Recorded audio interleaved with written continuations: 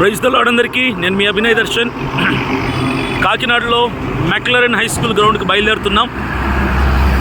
మరి కొద్దిసేపట్లో ఆ వేదిక మీద బహిరంగముగా పార్టీ పేరుని అనౌన్స్ చేయబోతున్నాం.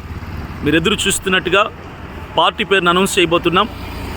పోలీస్ డిపార్ట్మెంట్ వాళ్ళు చాలా రెస్ట్రిక్షన్స్ పెట్టారు, లా అండ్ ఆర్డర్ ఇష్యూ రాకూడదని.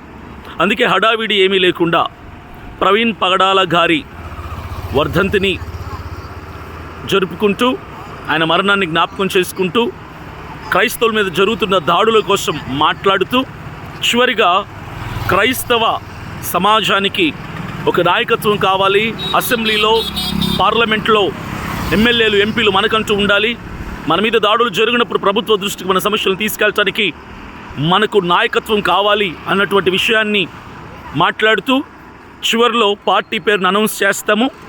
ఖచ్చితంగా జెండాని అలాగే కండువాల్ని కూడా అక్కడే ఓపెన్ చేస్తాం.